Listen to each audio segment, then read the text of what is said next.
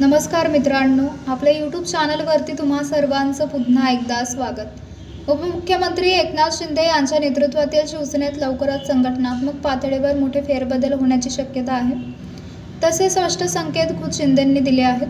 त्यामुळे आगामी काळात शिवसेनेत कोणाला संधी तर कोणाला डच्चू मिळणार याबाबत तर्कवितर्क लावले जात आहेत. याच दरम्यान आता शिंदेंनी मंत्री, खासदार, आमदार, प्रमुख नेते मंडळी, पदाधिकाऱ्यांसह शिवसैनिकांना इशारा दिले आहे व आदेशही दिले आहेत. शिवसेनेचे मुख्य नेते एकनाथ शिंदे यांनी शिवसेनेच्या नवशाचित संपर्क प्रमुख आणि विभागीय संपर्क प्रमुख यांची ऑनलाईन बैठक घेत पक्ष संघटनेच्या कामात आढावा घेतला.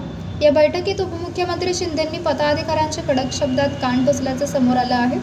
शिंदेंनी शिवसैनिकांना राज्यातील गावागावात अर्थात सर्वाच्या सर्व 43,000 गावामध्ये शिवसेनेचं अस्तित्व दिसायला हवं असे फर्मान शिवसैनिकांसाठी काढले आहे. एकनाथ शिंदे यांनी या बैठकीत काम नाही तर पदही नाही असा स्पष्ट इशाराही दिला आहे.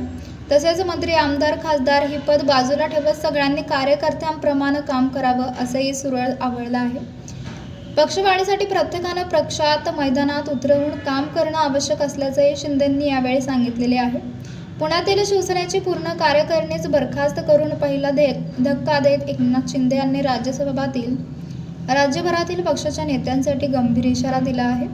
यावेळी त्यांनी शिवसेना संपर्क प्रमुख आणि जिल्हा प्रमुखांना पक्ष विस्ताराचे आदेश देताना जे काम करतील तेच पदावर राहतील, जे पदावर असून काम करत नाहीत त्यांना डच्चू देणार असा दमही शिंदेंनी यावेळी बैठकीत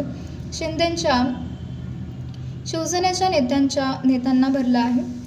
तर मित्रांनो, आपल्याला काय वाटतंय? आपली प्रतिक्रिया आम्हाला कमेंट बॉक्सच्या माध्यमातून नक्कीच कळवा.